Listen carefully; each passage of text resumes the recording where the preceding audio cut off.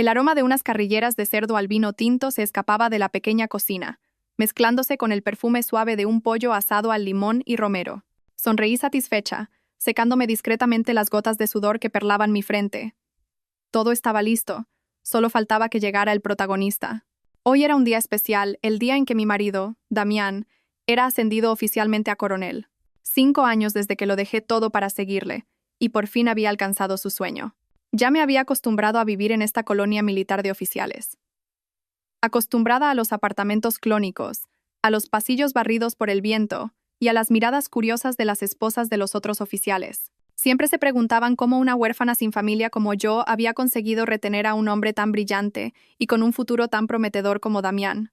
Yo me limitaba a sonreír. Mi felicidad no necesitaba ser explicada a nadie. Creía en nuestro amor, creía que mi sacrificio había valido la pena. El reloj de la pared marcó lentamente las 7, luego las 8. La espléndida cena que había preparado con tanto esmero durante toda la tarde empezó a enfriarse, y con ella, mi corazón se fue encogiendo. Llamé a Damián, pero al otro lado de la línea solo escuché el tono de llamada interminable y desesperanzador. Mi instinto de esposa me decía que no estaba en una reunión de última hora ni atendiendo a un invitado importante. Una vaga sensación de inquietud se apoderó de mi mente. Era más de medianoche cuando me quedé dormida en el sofá, agotada. Finalmente, el familiar sonido del motor de su coche resonó en la entrada. Me desperté de un sobresalto y corrí hacia la puerta. Pero la alegría apenas tuvo tiempo de nacer antes de extinguirse. La puerta se abrió de golpe y Damián entró tambaleándose. Olía intensamente a alcohol y a un perfume de mujer desconocido, una fragancia barata y empalagosa que fue como una bofetada en mi cara. ¿Dónde has estado? Te he estado llamando toda la noche, logré decir, intentando mantener la calma, pero mi voz no pudo ocultar un temblor. Damián no respondió. Lanzó su maletín al suelo con violencia. Sus ojos, inyectados en sangre, se clavaron en mí. Era una mirada que nunca había visto en nuestros 5 años de matrimonio. Ya no había ternura ni cariño, solo rabia, resentimiento y una pizca de desprecio. ¿Has vuelto ya? ¿Estás cansado? He preparado. No pude terminar la frase. Damián me interrumpió con un rugido. Cállate, deja de fingir que te importo. Me quedé helada. ¿Qué dices? No te entiendo. Justo en ese momento, una figura menuda apareció detrás de Damián.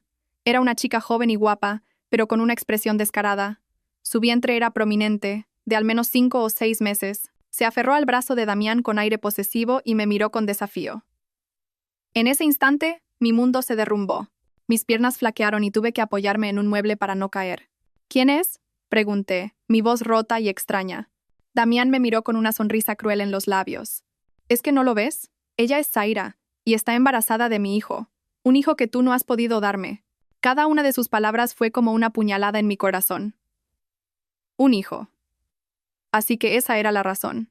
Toda la dulzura, todas las promesas, todos los años de sacrificio no habían sido más que una farsa. Yo era infértil. Era mi mayor dolor. Y ahora él lo usaba para pisotearme y humillarme. La chica Zaira se acurrucó contra Damián con voz melosa. Cariño, estoy cansada. Quiero descansar. Claro, mi amor. Sube a nuestro dormitorio y descansa, respondió Damián con ternura, el mismo tono que una vez me dedicó a mí. Nuestro dormitorio.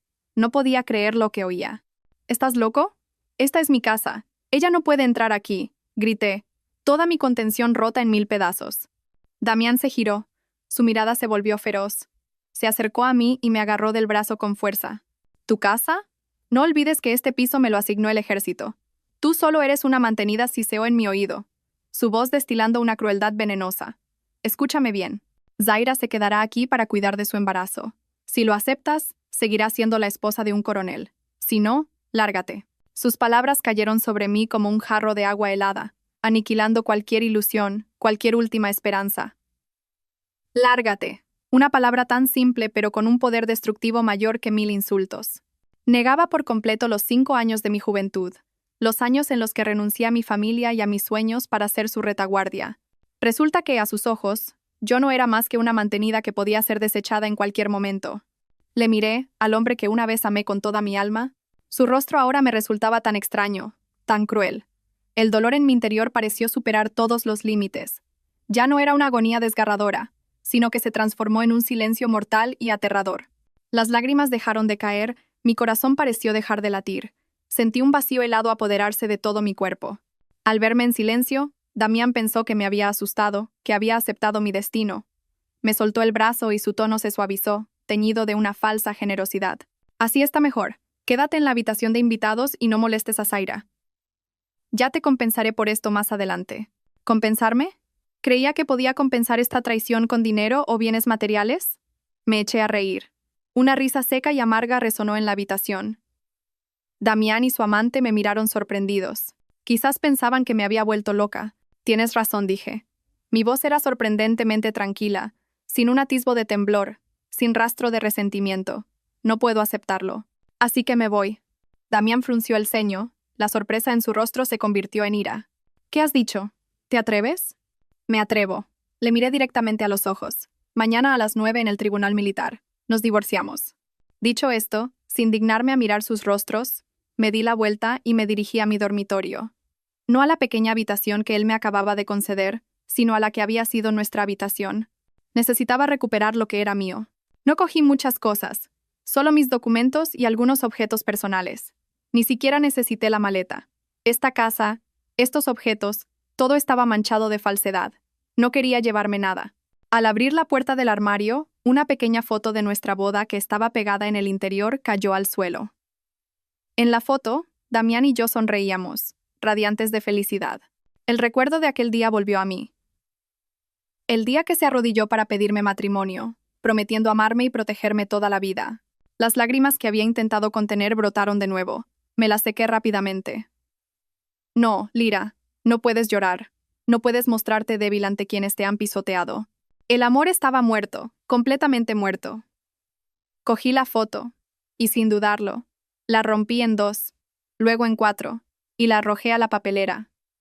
Era mi ruptura final con el pasado. Cuando salí al salón, Damián bloqueaba la puerta.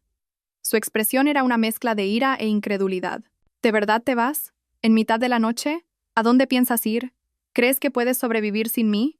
Eso no es asunto tuyo, respondí fríamente, intentando pasar a su lado. Pero Damián me retuvo. Lyra, no hagas una escena. Solo estaba enfadado. Vuelve a la habitación. Mañana hablaremos. Su voz se volvió falsamente suave. Estaba asustado.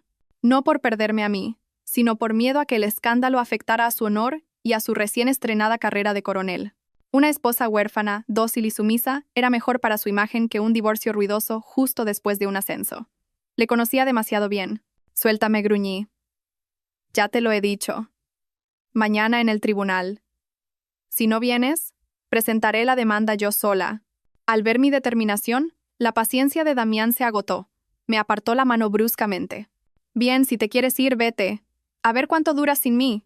No vuelvas llorando a suplicarme. No dije nada más. Abrí la puerta y salí a la fría noche, dejando atrás la casa que una vez fue mi hogar, dejando atrás 5 años de mi vida desperdiciados. Caminé sin rumbo en la oscuridad, sin saber a dónde ir, pero sentí una extraña ligereza en mi corazón, como un pájaro que ha estado enjaulado demasiado tiempo. Sabía que afuera me enfrentaría a la tormenta, pero anhelaba la libertad. Pasé la noche en vela en un modesto hostal cerca de la estación de autobuses, un lugar donde nadie me reconocería. La habitación era pequeña y vieja, pero en ese momento era un refugio 1000 veces más seguro que aquel lujoso apartamento militar.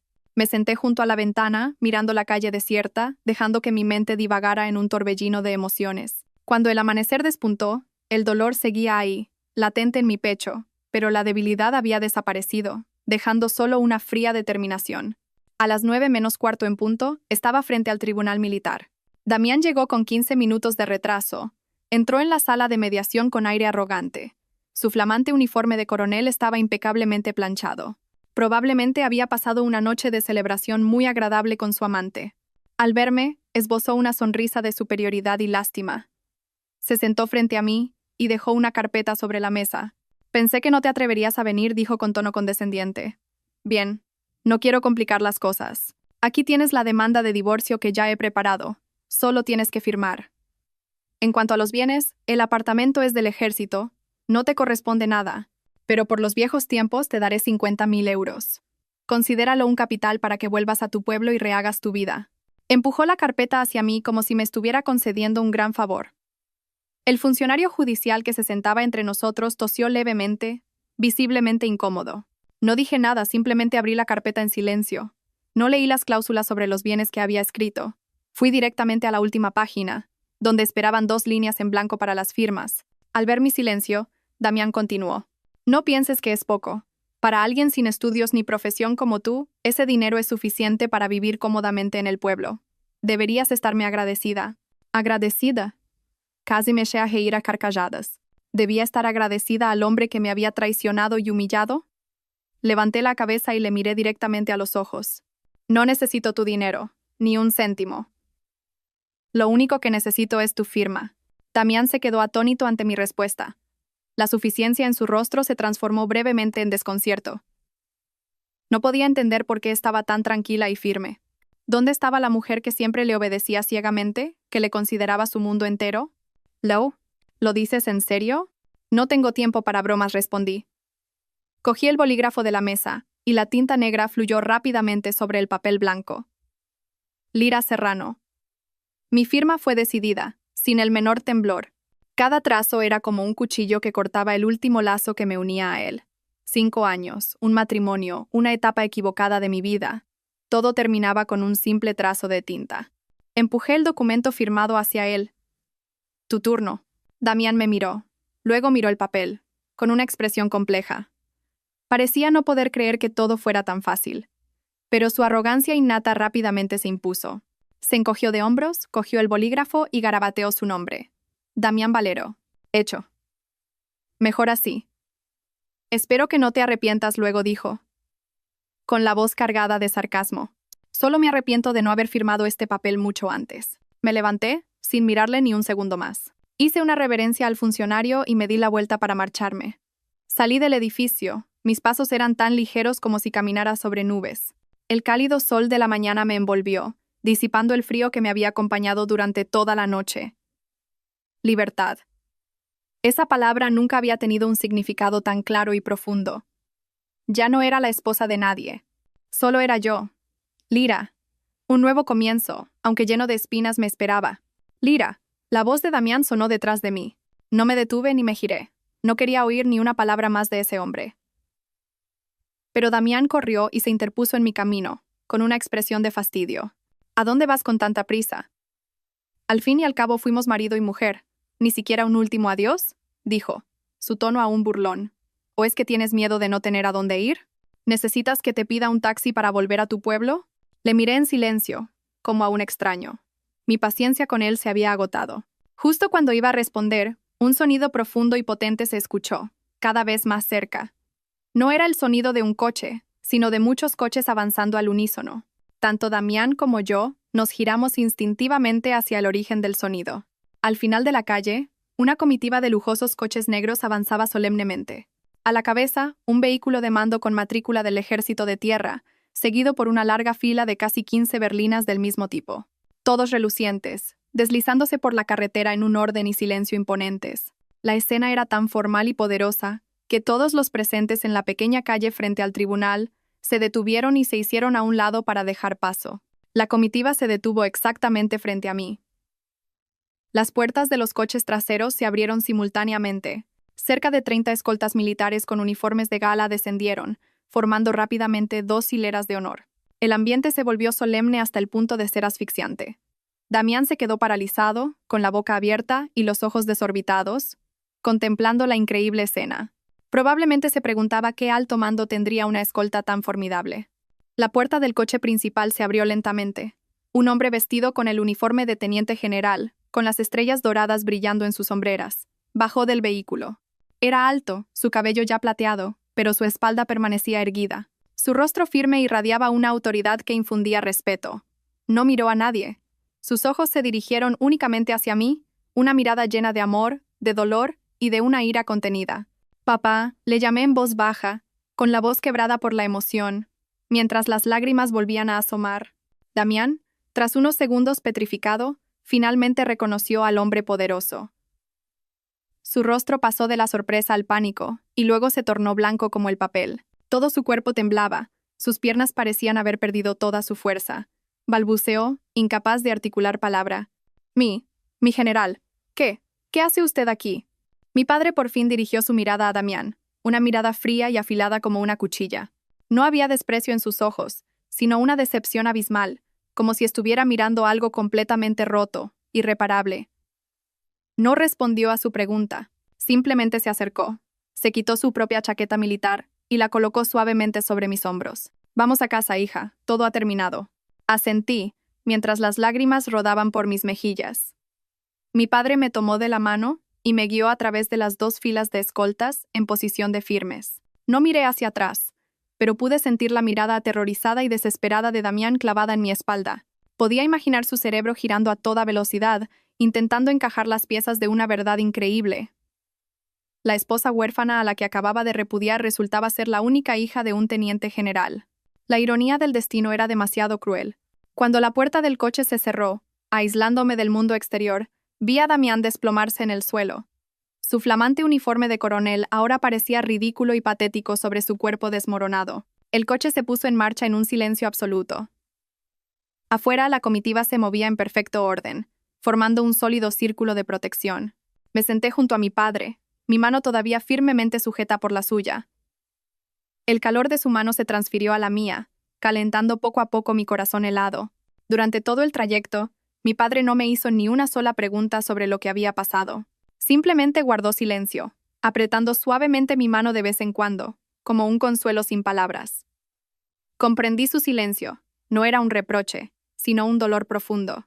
El dolor de un padre al ver a su hija más querida herida. 5 años atrás, fui yo quien desobedeció su voluntad, abandonando una vida de comodidades para seguir a un hombre que creía era el amor verdadero. Mi padre se opuso rotundamente en aquel entonces.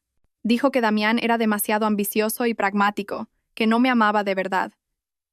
Pero yo, con la terquedad de la juventud, no le escuché. Incluso corté el contacto con mi familia solo para demostrar que mi elección era la correcta. Y ahora, regresaba en este estado, un matrimonio roto, un corazón lleno de cicatrices. Estaba equivocada, completamente equivocada. Papá, lo siento, susurré, con la voz ronca. Mi padre se giró. En sus ojos no había ni una pizca de ira. Solo suspiró y extendió la otra mano para secar una lágrima de mi mejilla. Tú no tienes la culpa. La culpa es mía por no haber sido lo suficientemente firme para retenerte. Lo importante es que has vuelto a casa. Lira, nuestro hogar siempre te estará esperando. El coche no se dirigió hacia la colonia militar, sino que giró hacia una amplia avenida arbolada que conducía a una urbanización de chalets privados, vigilada estrictamente. Este era mi verdadero hogar, el lugar donde nací y crecí, el lugar al que le había dado la espalda durante 5 años. El chalet blanco de arquitectura clásica apareció, solemne y majestuoso, en medio de un vasto jardín meticulosamente cuidado. Todo seguía igual, nada había cambiado.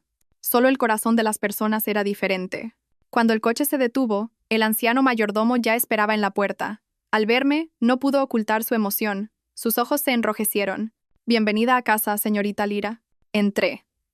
El ambiente familiar me envolvió, el ligero aroma a madera de sándalo, el tic-tac rítmico del reloj de pie, el cuadro de un paisaje marino en el salón. Todos los recuerdos de mi infancia volvieron como una película a cámara lenta. Este lugar era tan pacífico y cálido, en completo contraste con la frialdad y la falsedad de aquel apartamento militar. Me di cuenta de que, durante los últimos 5 años, aunque vivía en una casa que llamaba hogar, nunca me había sentido realmente parte de ella. Mi padre me acompañó a mi habitación. Mi dormitorio en el 2.º piso se mantenía impecable y ordenado. En el escritorio seguían mis viejos libros. En la pared, la foto de mi radiante sonrisa el día de mi graduación universitaria. Parecía que el tiempo se había detenido en este lugar.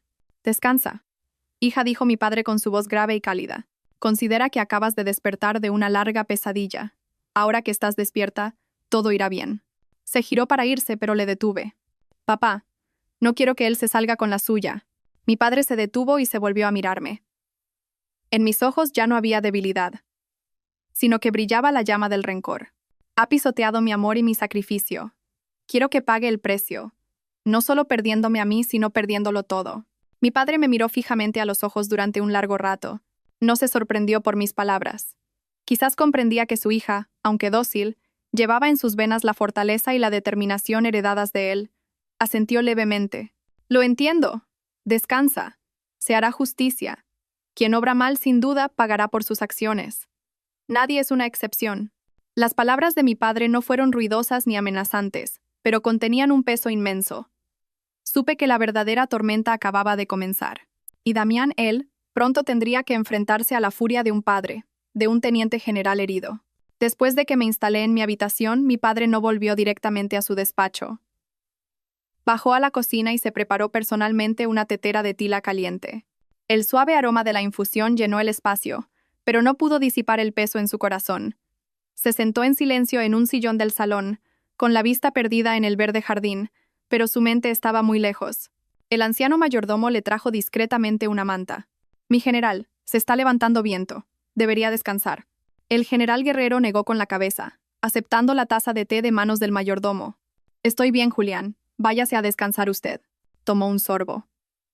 El amargor en la punta de su lengua no parecía tan amargo como el dolor en su corazón. La imagen de su hija, pálida, con los ojos vacíos pero aún intentando mostrarse fuerte, le atormentaba. Se recriminaba a sí mismo.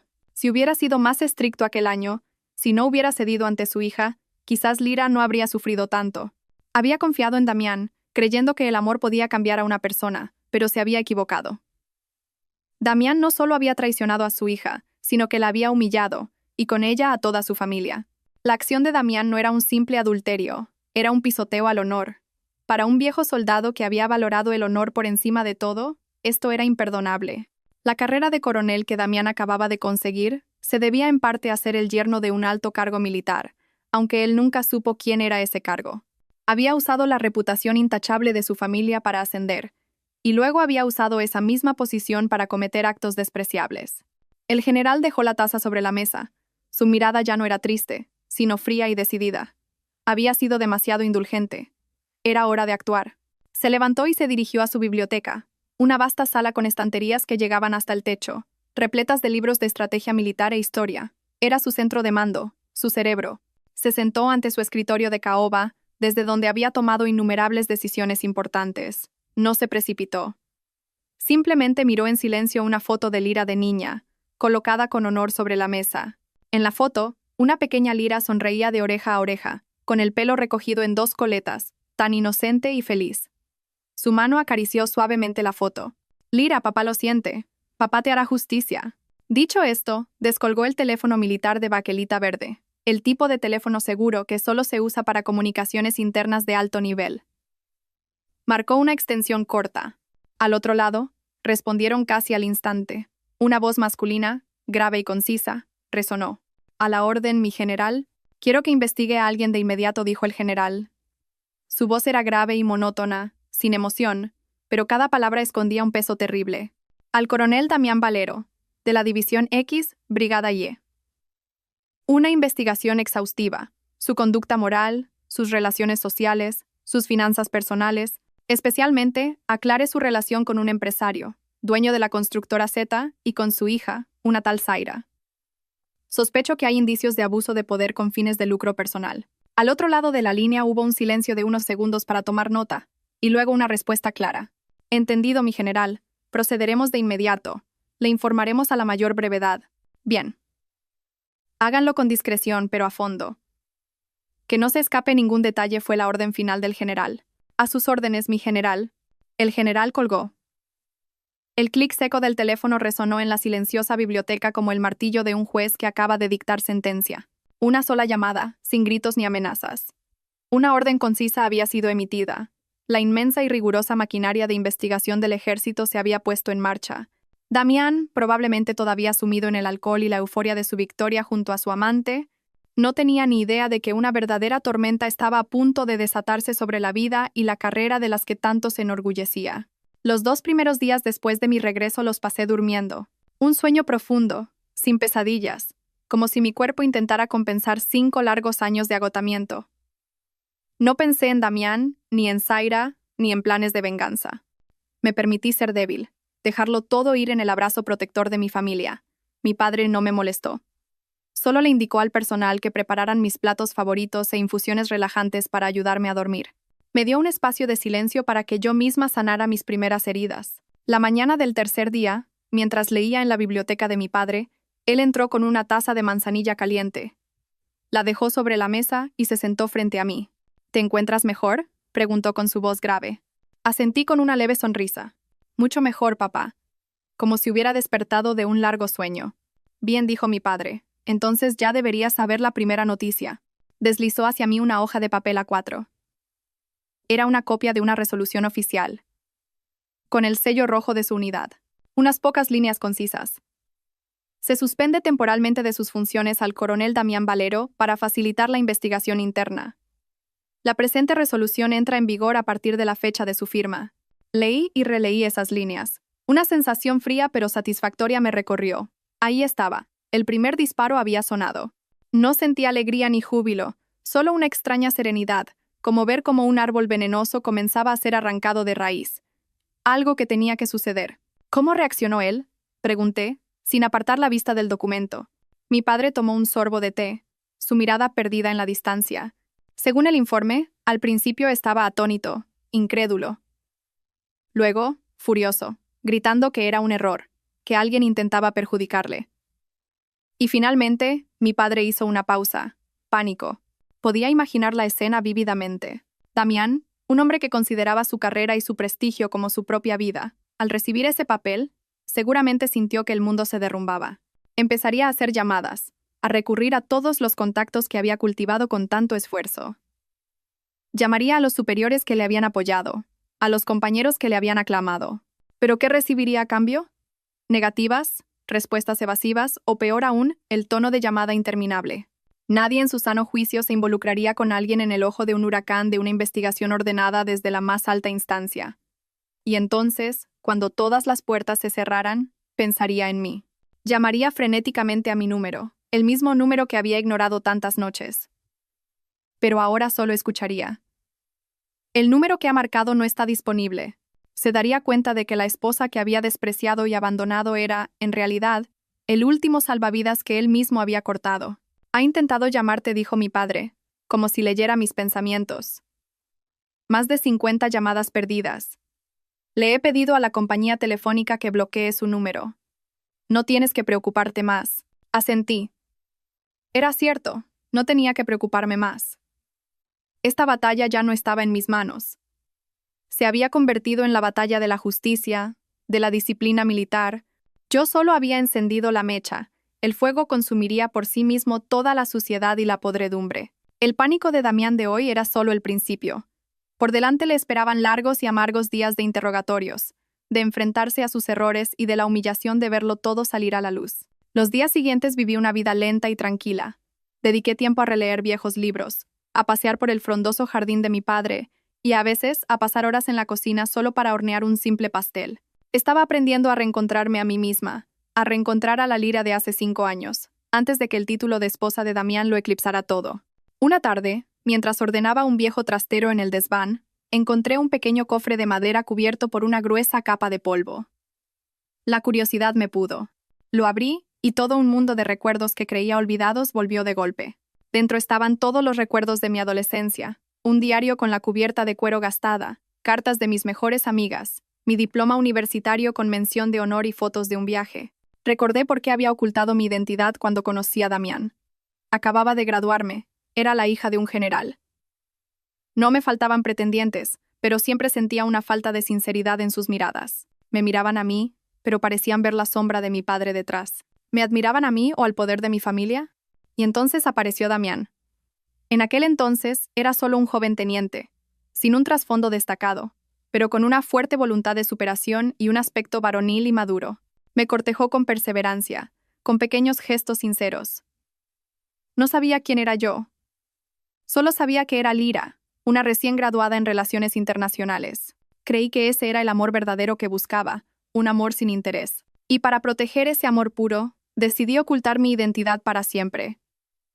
Le dije a Damián que era huérfana, criada por un pariente lejano. Desobedecí a mi padre, acepté renunciar a todo para seguirle a otra ciudad y empezar una nueva vida. Ingenuamente pensé que ese sacrificio era noble, una prueba de un gran amor. Pero me equivoqué. Solo vi la falsa sinceridad exterior, sin percibir la ambición que bullía en su interior. Yo misma construí una jaula de oro y me encerré en ella, feliz en mi papel de esposa abnegada, de retaguardia sólida. Olvidé que una mujer solo es verdaderamente feliz cuando es ella misma, cuando tiene una carrera, sueños y un valor propio, y no vive dependiendo de nadie. 5 años, un tiempo no demasiado largo, pero suficiente para erosionar todas las aspiraciones de una joven. Yo misma había enterrado mi pasado. Ahora, al hojear estas páginas de recuerdos, no sentía arrepentimiento, sino una profunda pena por mí misma. Pero afortunadamente la tormenta que acababa de pasar me había ayudado a romper esa jaula, a darme cuenta de mi verdadero valor. La noticia de mi divorcio y mi regreso a casa de mi padre se extendió rápidamente en el círculo cercano de la familia, y la primera persona en buscarme no fue otra que Helena.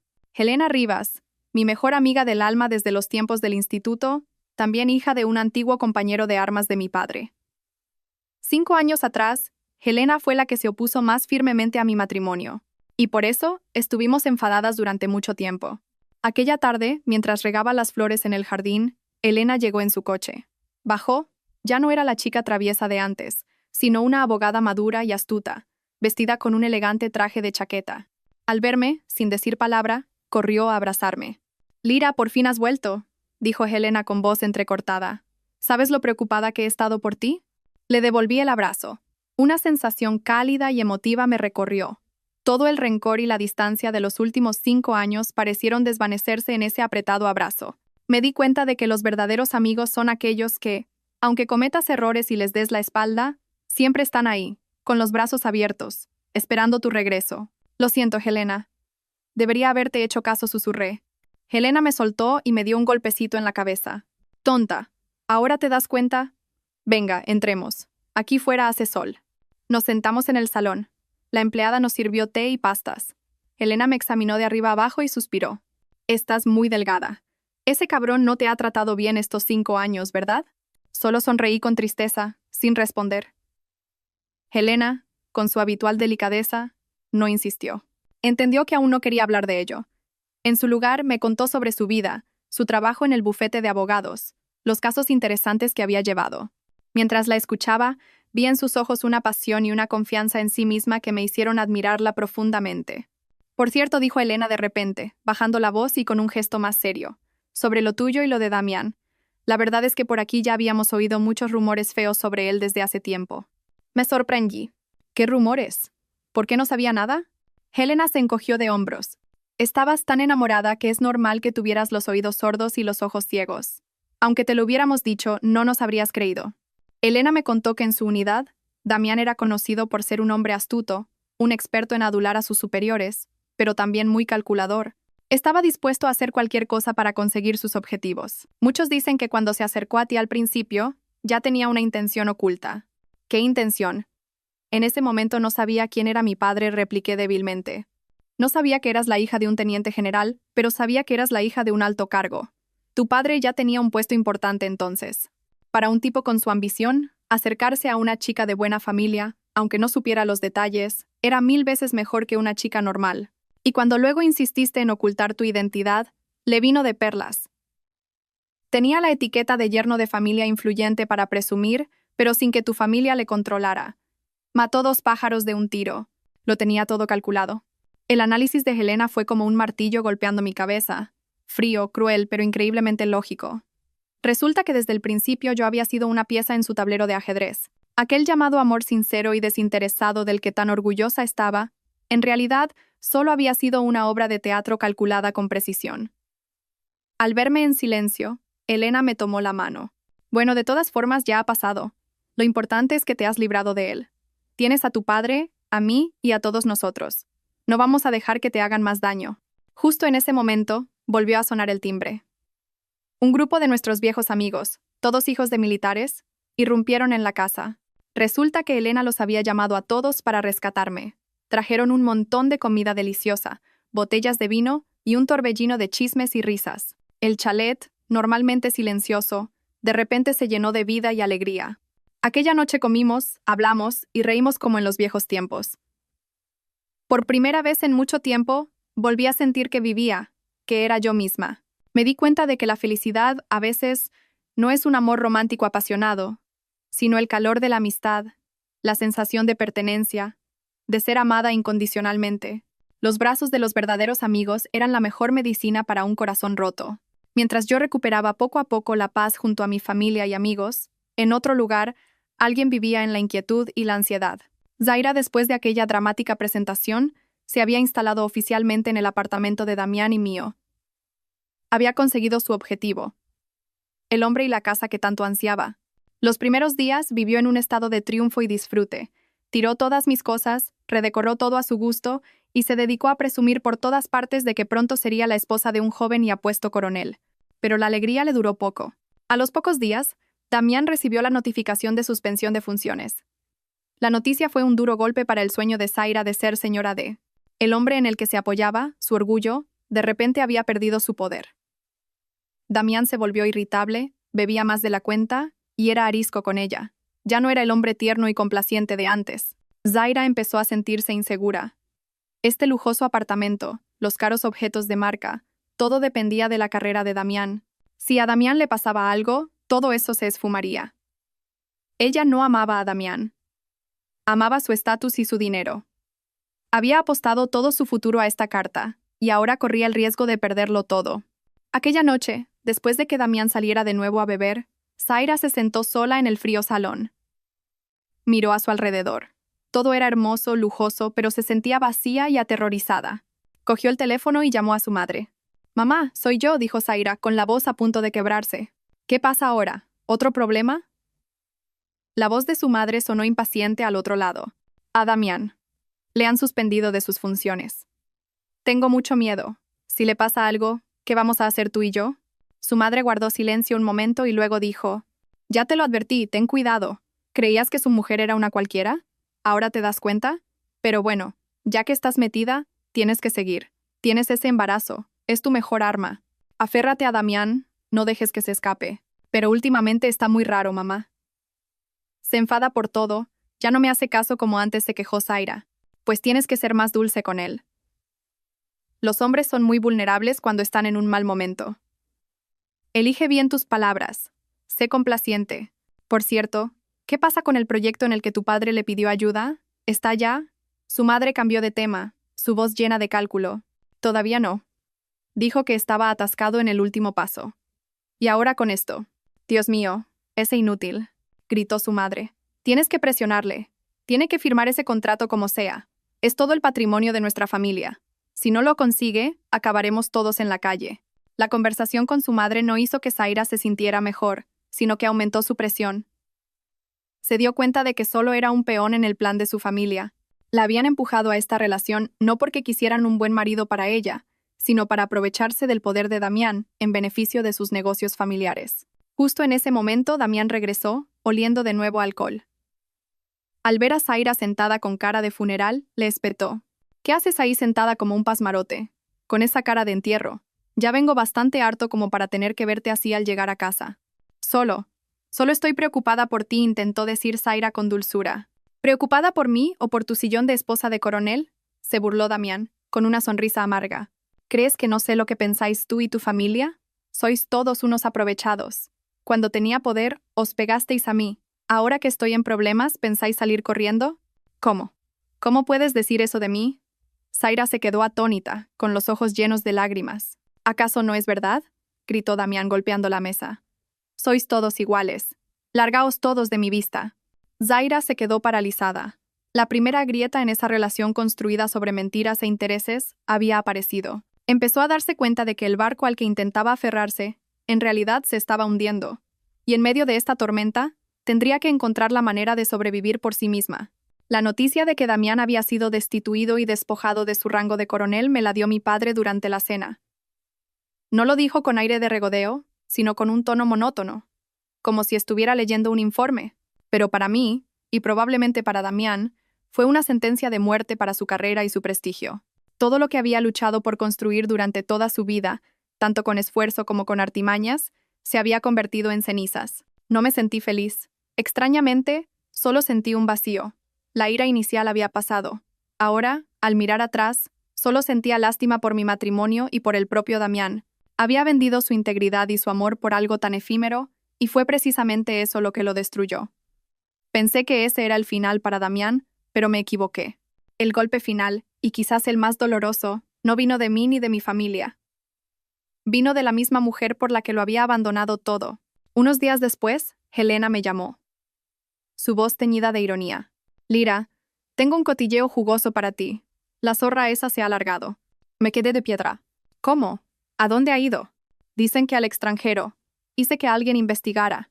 Resulta que, justo después de la decisión de destituir a Damián, Zaira vació la casa de todo lo de valor, limpió la cuenta conjunta que tenían y desapareció. Antes de irse, le dejó una carta. Elena me contó que había conseguido el contenido de la carta a través de una empleada del hogar. En la carta, Zaira no se despedía ni ofrecía una sola palabra de consuelo. Escribió que no podía atar su futuro a un fracasado, que el bebé que llevaba en su vientre necesitaba un padre con futuro, no a alguien a punto de enfrentarse a la justicia. Le aconsejó a Damián que no la buscara, que todo entre ellos había terminado. Me quedé en silencio mientras Elena me lo contaba. Cruel, pragmática hasta la crueldad. Damián la había sacado de un trabajo mediocre, le había dado una casa de lujo, la había colmado de caprichos. Por ella había perdido a su familia, su carrera, su honor, y sin embargo, cuando él cayó en desgracia, ella no dudó en exprimir lo poco que le quedaba y darle la espalda.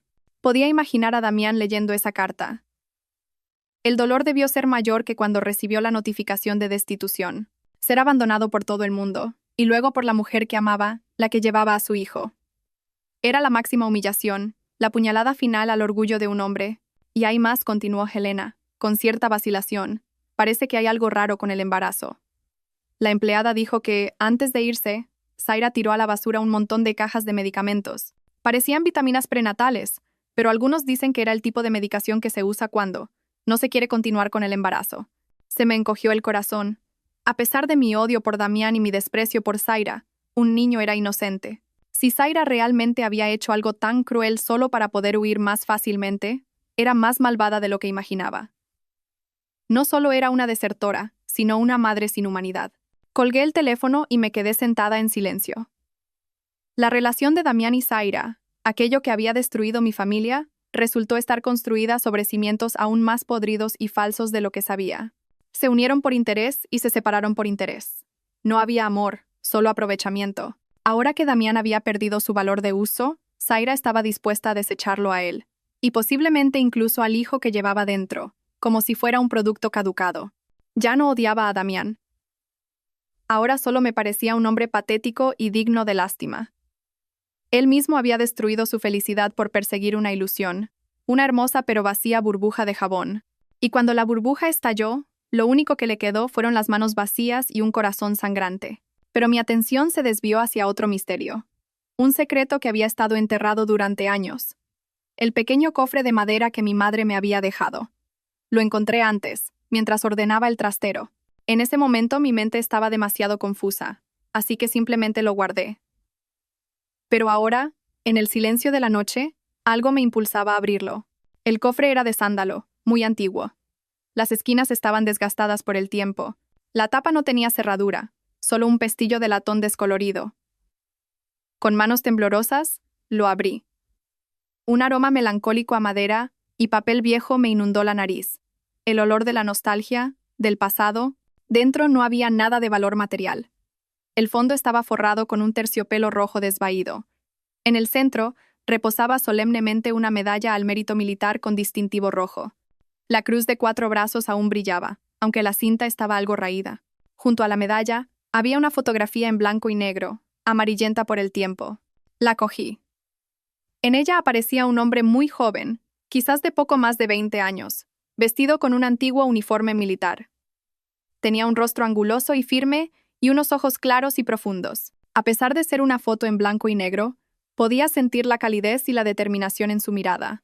Sonreía, una sonrisa amable y sincera. ¿Quién era este hombre? ¿Por qué mi madre guardaba su foto con tanto esmero? Se llamaba Gabriel. Recordé la línea de la carta de mi madre.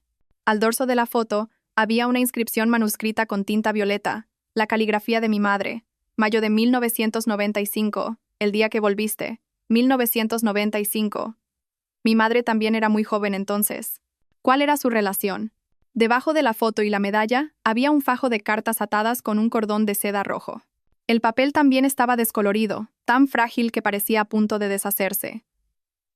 Con cuidado, abrí una de ellas. Era la letra del hombre llamado Gabriel. Su caligrafía era firme y fuerte, pero sus palabras eran increíblemente tiernas. Llamaba a mi madre mi Aurora, un nombre tan hermoso y sencillo.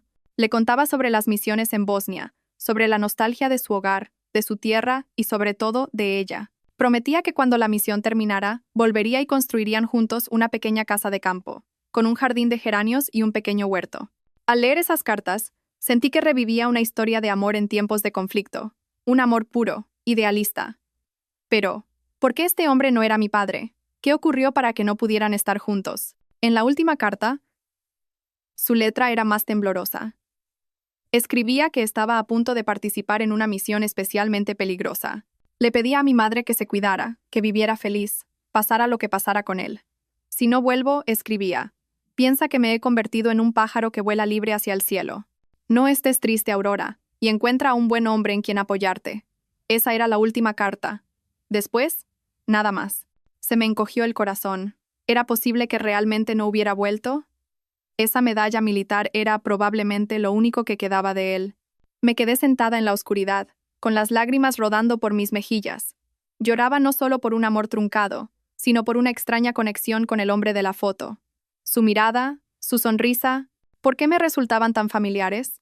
Sentí una sintonía, una comprensión que trascendía el tiempo y el espacio. A la mañana siguiente, con el cofre de madera en mis brazos, fui directamente a la biblioteca de mi padre. Mi corazón estaba cargado de preguntas y de un vago presentimiento. Mi padre estaba leyendo el periódico.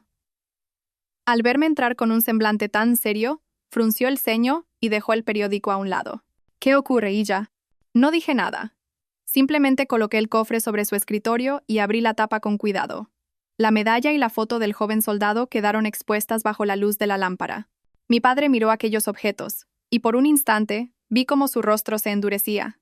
Un dolor profundo, muy bien oculto, cruzó fugazmente sus ojos firmes. ¿Dónde has encontrado esto?, preguntó, su voz más grave y algo ronca. En el trastero. Eran cosas de mamá, respondí. Papá, ¿quién es este hombre? ¿Por qué mamá guardaba sus recuerdos con tanto cuidado? Mi padre guardó silencio un largo rato.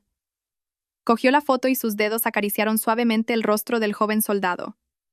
Un pesado suspiro escapó de su pecho. Se llamaba Gabriel, dijo finalmente. Gabriel Fuentes. Era un compañero de armas, mi mejor amigo. Hermanos de sangre durante los años de misión en los Balcanes. ¿Un compañero?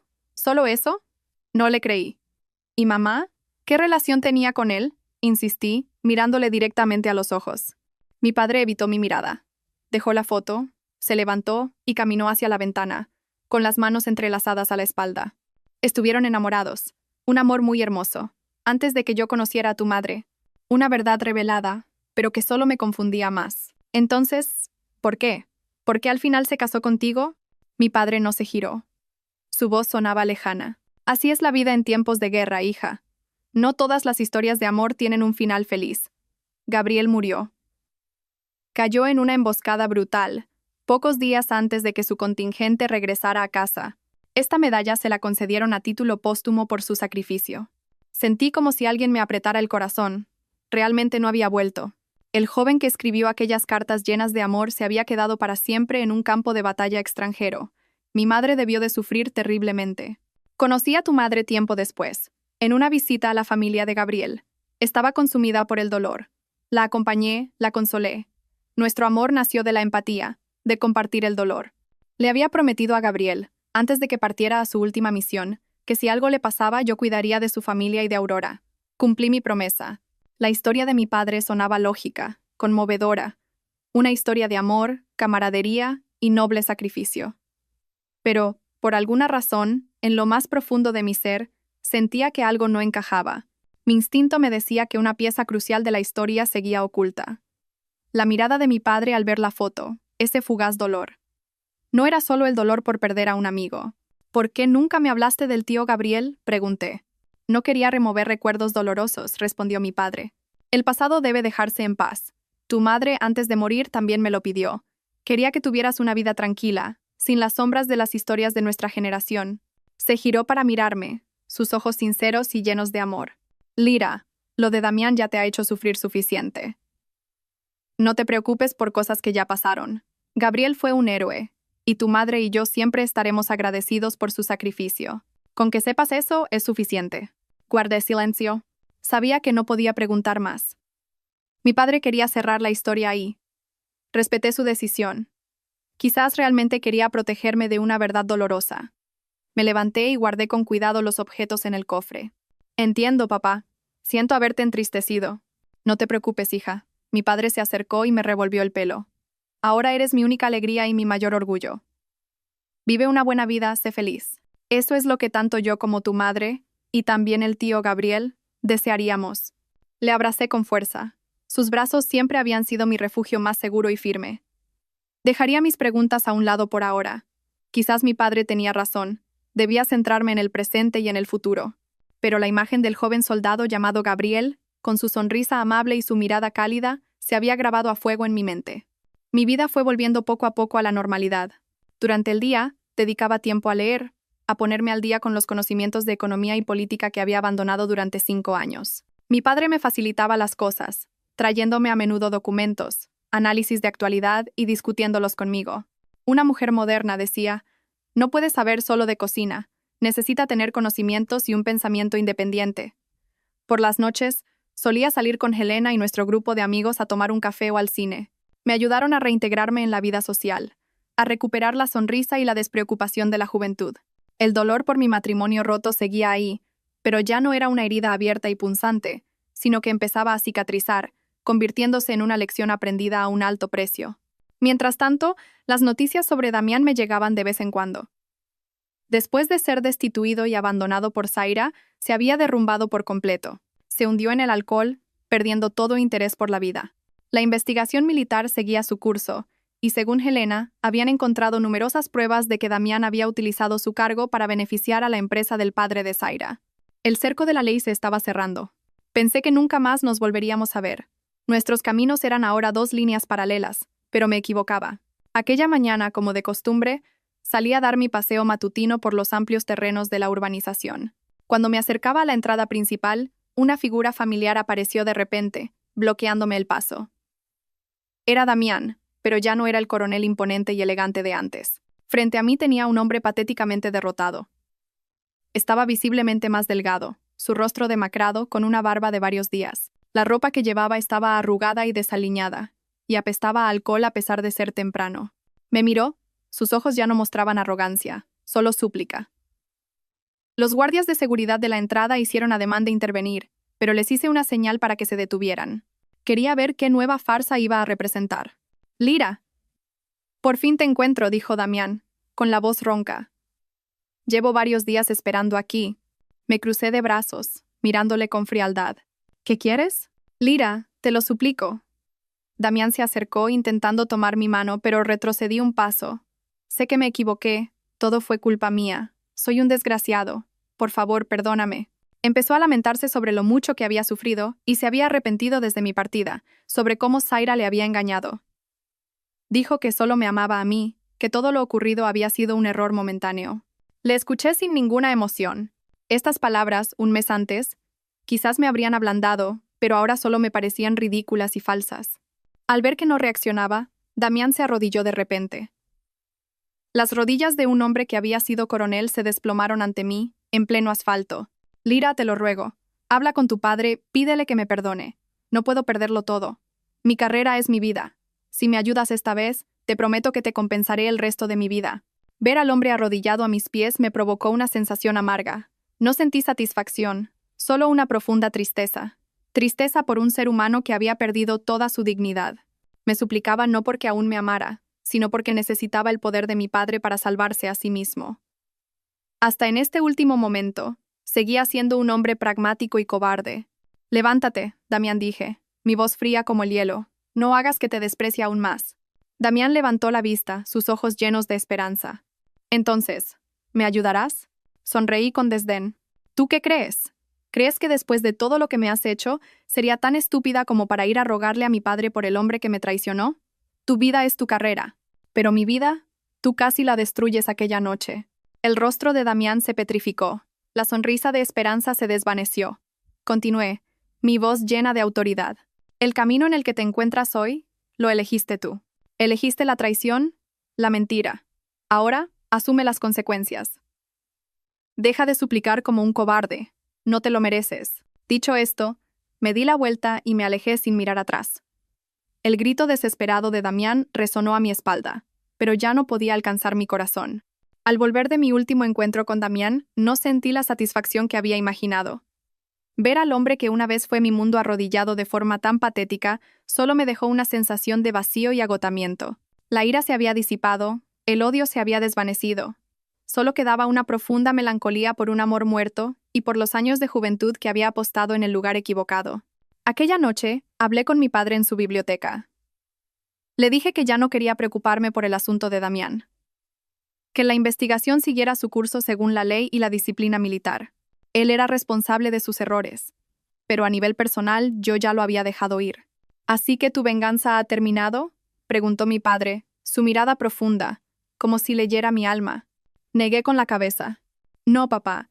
Me he dado cuenta de que la verdadera venganza no es destruir a otra persona, sino reconstruir mi propia vida de una forma más brillante. No quiero que el resto de mi vida esté obsesionada por su sombra, ni en forma de amor ni de odio.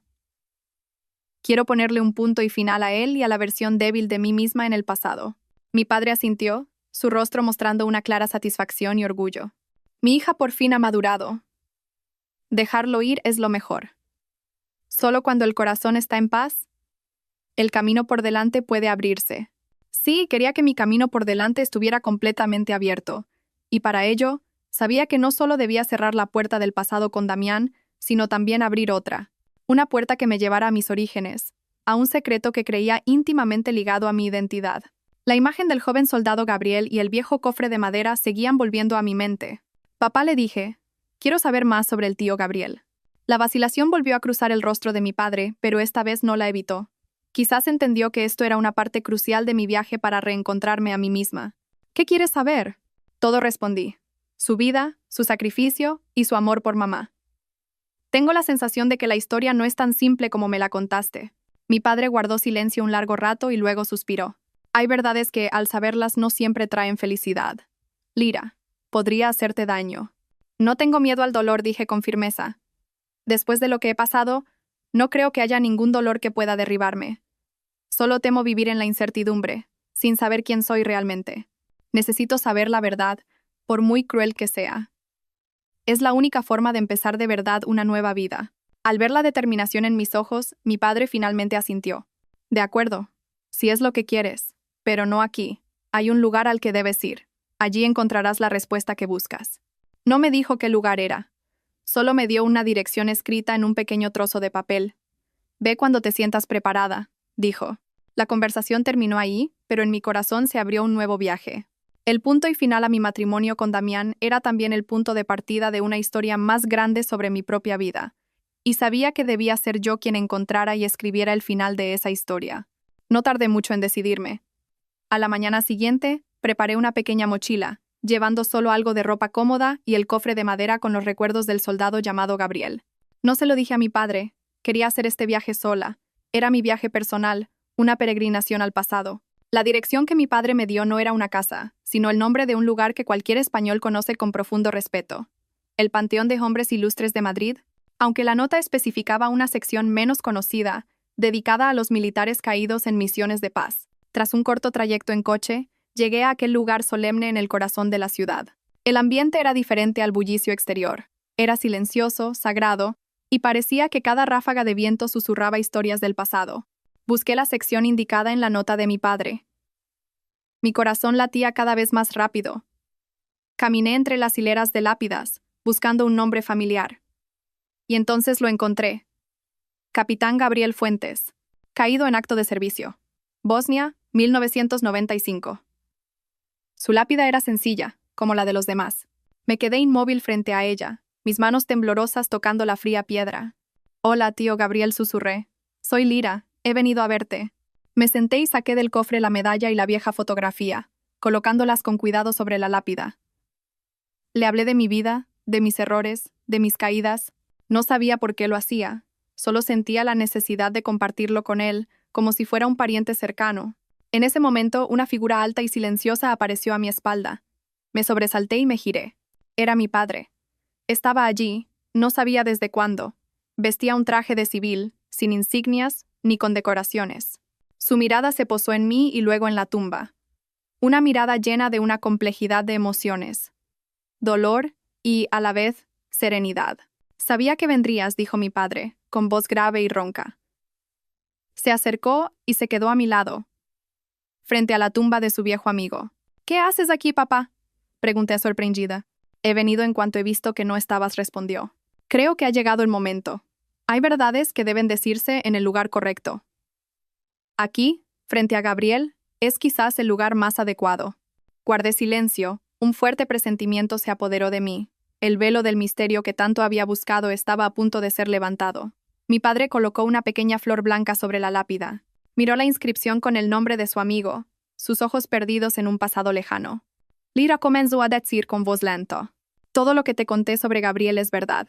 Era mi compañero, mi mejor amigo. Tu madre y él se amaron profundamente.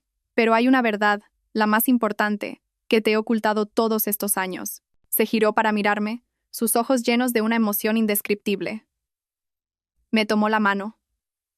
Una mano callosa de soldado, pero increíblemente cálida. Gabriel no solo era mi compañero. Él es tu verdadero padre. Las últimas palabras, pronunciadas suavemente, cayeron como un rayo. Mis oídos zumbaron, el mundo a mi alrededor pareció tambalearse. Miré a mi padre, luego a la lápida con el nombre de Gabriel Fuentes. ¿Mi verdadero padre? El hombre de la foto, el que escribió aquellas cartas llenas de amor, ¿era quien me había dado la vida? No. No puede ser, balbuceé, incapaz de creer lo que oía. Entonces, ¿tú? Yo soy el hombre que le prometió que cuidaría de ti y de tu madre, me interrumpió mi padre, con la voz quebrada. Aquel año, antes de que Gabriel partiera a su última misión, tuvo un mal presentimiento. Me confió a tu madre, que ya estaba embarazada de ti. Me hizo prometerle que, si no volvía, yo ocuparía su lugar como tu padre. Te daría una familia completa y te protegería de todas las tormentas de la vida. Las lágrimas comenzaron a rodar por mis mejillas. Una verdad demasiado abrumadora, demasiado difícil de asimilar. Resulta que no era la huérfana que Damián había despreciado. Era la hija de dos hombres extraordinarios. Uno me había dado la vida, y el otro me había dedicado la suya. La última misión de Gabriel era extremadamente peligrosa, continuó mi padre. Consistía en desmantelar una red de espionaje muy poderosa. Cumplió la misión con éxito, pero cayó heroicamente. Sus enemigos eran muy influyentes. Sus tentáculos llegaban muy lejos. Para protegerte, para proteger la única sangre que quedaba de Gabriel, tu madre y yo decidimos ocultar tu identidad para siempre. Te adopté legalmente, te di mi apellido. Solo así podrías crecer en paz. Ahora lo entendía todo. El dolor en los ojos de mi padre cada vez que miraba los recuerdos de Gabriel. No era solo el dolor por perder a un amigo, sino el de un hombre que había cargado sobre sus hombros un secreto, una promesa sagrada, durante toda su vida. Entendía por qué mi madre guardaba aquellos objetos con tanto cuidado. Era su forma de recordar al hombre que amaba y de preservar una parte de sus raíces para su hija. Papá, sollocé, abrazándole con fuerza. Lloré por el destino cruel de mis padres, Gabriel y Aurora. Lloré por el sacrificio silencioso de mi padre, Alejandro. Y lloré por mí misma. Después de tantos años, por fin había encontrado mis raíces. Mi padre me acarició la espalda temblorosa. No llores más, hija. Tu padre Gabriel fue un héroe. Tienes que estar orgullosa de él. Estoy seguro de que, desde el cielo, él y tu madre te están cuidando y protegiendo. Permanecimos mucho tiempo frente a la tumba de mi padre Gabriel. Por primera vez en mi vida, sentí la sagrada conexión del amor paterno. A pesar de la barrera entre la vida y la muerte, sentí que su amor me envolvía. Cuando mis emociones se calmaron, mi padre Alejandro me llevó a un lugar tranquilo, una pequeña casa de campo que pertenecía a un antiguo compañero, un lugar sereno para que pudiéramos hablar. Nos sentamos en el porche, con vistas a un tranquilo valle. Mi padre colocó sobre la mesa un baúl militar de madera, mucho más grande que el pequeño cofre de mi madre. Estaba desgastado por los años, y en la tapa todavía se leía el nombre, Capitán Gabriel Fuentes. Dijo mi padre con voz cálida, es el verdadero legado que tu padre te dejó. Sentí una oleada de curiosidad. ¿Un legado? ¿Acaso mi padre Gabriel me había dejado alguna propiedad? Pero no, sabía que el legado de un soldado como él no podía ser dinero. Mi padre Alejandro abrió el baúl. Dentro no había oro ni joyas, sino cuadernos gastados, manuscritos y cientos de cartas ordenadas. Tu padre Gabriel no solo era un soldado valiente, también tenía un alma increíblemente rica. Le encantaba leer, escribir, y siempre reflexionaba sobre la vida y sus ideales. Sacó un diario con cubierta de cuero y me lo entregó. Este es su diario. Registró casi toda su vida militar, desde sus primeros días hasta las batallas a vida o muerte. Aquí no solo hay balas y bombas, sino también camaradería, amor a la patria y reflexiones muy profundas sobre la vida y la muerte. Pasé las páginas temblorosas. La letra de mi padre Gabriel era firme y decidida. Escribió sobre el miedo de un soldado ante la muerte, pero también sobre el coraje forjado en el amor por los que quedaban atrás. Escribió sobre la crueldad de la guerra, pero también sobre su fe inquebrantable en un mañana de paz. Cada línea estaba impregnada de sinceridad y de una noble filosofía de vida. Tu padre siempre decía, continuó mi padre Alejandro, que el mayor legado de un hombre no es la riqueza o la fama, sino el carácter y los ideales que deja a sus descendientes. Quería que cuando crecieras, leyeras estas líneas para entender qué clase de hombre fue tu padre, por qué vivió y luchó. Además de los diarios, en el baúl había muchos libros de historia, filosofía y literatura, cada uno con anotaciones y pasajes subrayados por mi padre Gabriel. Me di cuenta de que había heredado de él mi amor por los libros y la lectura, y finalmente, en el fondo, había un grueso fajo de cartas. Estas son las cartas que tu madre le envió, dijo mi padre Alejandro con voz nostálgica. Tu padre Gabriel siempre las llevaba consigo, como un tesoro. Creo que también deberías leerlas, para entender mejor su amor. Sostuve las cartas, sintiendo una extraña solemnidad. No eran solo cartas de amor, eran el testimonio de un amor grandioso, que había superado las bombas y la separación de la guerra. Me senté en aquel porche, leyendo cada diario, cada carta. El sol de la tarde doraba el paisaje. Lloré y reí con sus historias. Sentí que revivía la vida entera del padre que nunca conocí. Lo comprendí.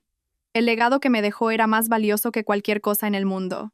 Era un gran carácter, un noble ideal de vida y un amor infinito. No me dio una vida de lujos, pero me dio una base espiritual inquebrantable, una antorcha para iluminar mi camino por el resto de mi vida. Mi viaje a mis orígenes había terminado, pero un nuevo viaje, el de vivir una vida digna del legado de mi padre, acababa de comenzar. Al regresar de aquel viaje revelador, me sentí como una persona nueva. Una paz profunda y sólida se instaló en mi alma, algo que nunca antes había experimentado. El secreto de mis orígenes no me hirió, al contrario, llenó los vacíos que había en mí, dándome un anclaje espiritual firme. Sabía quién era y a dónde pertenecía. Unos días después, durante la cena, mi padre Alejandro de repente dejó los cubiertos y me miró con una expresión de profunda reflexión. Hacía mucho tiempo que no le veía así, con una mezcla de tristeza y autorreproche. Lira dijo, su voz más grave de lo habitual. He estado pensando mucho estos días. Quiero pedirte perdón. Me sorprendí. ¿Perdón? ¿Por qué, papá? He sido un mal padre, suspiró. Sus hombros parecieron encogerse. No supe protegerte. Dejé que sufrieras durante 5 años. Fui demasiado confiado con Damián. No fui lo suficientemente firme para detenerte. Traicioné tu confianza y la promesa que le hice a Gabriel. Ver a mi padre, un hombre que para mí siempre había sido un pilar inquebrantable, atormentándose de esa manera, me rompió el corazón. Me levanté, me senté a su lado y tomé su mano callosa. No digas eso, papá, dije con un nudo en la garganta. No tienes ninguna culpa. Siempre has sido el mejor padre del mundo. La culpa fue mía, por ser tan ingenua y terca, por no escucharte. Fui yo quien eligió el camino equivocado. Le miré directamente a los ojos, con toda sinceridad. Durante estos 5 años, aunque no estuve a tu lado, sé que siempre me cuidaste desde la distancia.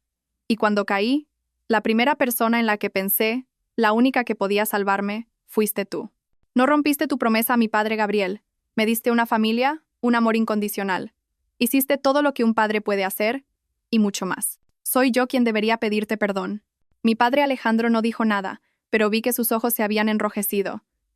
Apretó mi mano con fuerza, un gesto que valía más que 1000 palabras. En ese momento, sentí una conexión profunda entre nosotros, libre de culpas y remordimientos, llena solo de amor y comprensión. Lo pasado está, continué, con una sonrisa. No hablemos más de ello, ¿vale? Ahora estoy bien. De verdad. He aprendido mi lección. Ahora solo quiero vivir bien para que estés orgulloso. Y para que mis padres, desde el cielo, también puedan sonreír. Mi padre Alejandro asintió y me acarició la cabeza, un gesto tierno que solía hacer cuando era niña. Mi hija se ha hecho mayor. Aquella noche hablamos durante horas, no sobre el pasado doloroso, sino sobre el futuro. Me preguntó qué planes tenía. Le dije que necesitaba tiempo para pensar, pero en el fondo, sabía que el legado de mi padre Gabriel había sembrado en mí una semilla, un nuevo ideal de vida, y que dedicaría el resto de mi vida a cultivarla. La disculpa de mi padre no me hizo verle más débil, sino que aumentó mi respeto y amor por él, porque entendí que solo los hombres verdaderamente grandes y que aman a sus hijos tienen el valor de admitir sus culpas. Los días siguientes, pasé la mayor parte del tiempo en la que ahora llamábamos la biblioteca de Gabriel. Mi padre Alejandro hizo traer el baúl militar y todos los recuerdos de mi padre biológico, y los organizó en una habitación dedicada. Se convirtió en mi espacio sagrado. Devoré cada página de sus diarios, cada libro que leyó. Cuanto más leía, más admiraba su carácter y sus ideales. Mi padre Gabriel no solo era un soldado, era un hombre con un corazón compasivo y una visión de futuro. En sus diarios no solo escribía sobre la guerra, sino también sobre sus preocupaciones por la paz. Se preocupaba por los compañeros que volverían con heridas físicas y psicológicas, por las viudas y los huérfanos de guerra. Un pasaje de su diario me marcó para siempre.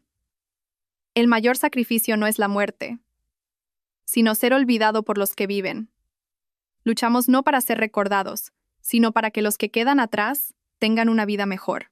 Y la responsabilidad de quienes disfrutan de la paz es cuidar de quienes la hicieron posible. Esas palabras iluminaron mi camino. Supe lo que tenía que hacer. No quería volver a la diplomacia ni a los negocios. Quería hacer algo con significado. Algo que continuara el ideal de mi padre Gabriel, y que fuera una forma de agradecer a la vida esta segunda oportunidad. Empecé a investigar sobre fundaciones y organizaciones sociales. Quería crear una fundación para ayudar a las familias de militares, a los veteranos con dificultades y especialmente para apoyar la educación de sus hijos. Era la forma más práctica de honrar a los que se sacrificaron. Tras una semana de preparación, presenté un proyecto detallado a mi padre Alejandro. Me escuchó pasar de la sorpresa a la atención y, finalmente, a una mirada llena de orgullo y emoción. Lira, es una idea maravillosa, muy humana. No sabía que pensabas de una forma tan profunda. He tenido dos grandes padres que me han enseñado sonreír. Mi padre Gabriel me dio el ideal, y tú me has dado la fortaleza para llevarlo a cabo. Quiero llamar a la Fundación Estrella Polar. Mi padre Alejandro se detuvo un momento. La estrella polar, un símbolo de guía y constancia. Es un nombre muy significativo, asintió con emoción. ¿De dónde sacarás los fondos? Usaré todos mis ahorros y venderé algunas joyas. Él negó con la cabeza. No es necesario. Del dinero no te preocupes, yo te apoyaré. Considéralo parte de mi responsabilidad con mis antiguos compañeros. Tú solo céntrate en que la fundación funcione de manera eficaz y transparente. Y así, un nuevo capítulo de mi vida comenzó. Con la ayuda de mi padre Alejandro en los trámites y de Elena en la parte legal, la Fundación Estrella Polar nació rápidamente. Me sumergí en el trabajo con toda mi pasión. Ya no tenía tiempo para la tristeza ni el rencor. Cada día estaba lleno de significado. Había encontrado mi camino, un camino de responsabilidad y servicio. Y en este camino sentía que mis dos padres estaban siempre a mi lado, observándome y sonriendo. Meses después, se celebró el juicio de Damián y sus cómplices. Recibí una citación como parte interesada. Dudé en ir. Todo el odio se había desvanecido y no quería volver a verle. Pero finalmente decidí asistir, no para regodearme en su caída, sino para poner un punto y final oficial y público a todo. Fui con Helena, vestida con un sencillo traje oscuro. Me senté en silencio, observando. La sala del tribunal militar era solemne. Cuando condujeron a Damián, vestido con el uniforme de preso, demacrado y sin vida en la mirada, sentí una mezcla de emociones. Nuestras miradas se cruzaron por un instante. Vi sorpresa, luego vergüenza, y finalmente un arrepentimiento tardío. Simplemente asentí con calma y aparté la vista. Para mí, ahora solo era un acusado más. El juicio duró toda la mañana. Se leyeron todos sus delitos, respaldados por pruebas irrefutables: abuso de poder, soborno, conducta inmoral. Con cada acusación, su cabeza se hundía más. En su declaración final, se levantó y se dirigió a mí y a mi padre, que también estaba presente. Lloró. Lo siento, dijo con la voz rota. Le pido perdón, mi general, por traicionar su confianza. Y te pido perdón a ti, Lira, la esposa a la que no supe valorar. La ambición me cegó. Destruí mi propia felicidad. No pido perdón porque no lo merezco. Solo espero que esta sentencia me dé tiempo para arrepentirme de mis pecados. Escuché sus palabras con calma. Su arrepentimiento parecía sincero, pero llegaba demasiado tarde. El espejo roto nunca podría volver a ser el mismo. El tribunal le condenó a una larga pena de prisión y a la expulsión del ejército. Cuando se lo llevaban, pasó a mi lado. Ya no me miró. Su espalda encorvada era la imagen de la derrota y la soledad. Salí del tribunal con Elena. El sol brillaba y sentí un inmenso alivio. Un viejo capítulo de mi vida se había cerrado definitivamente, no con venganza, sino con la justicia.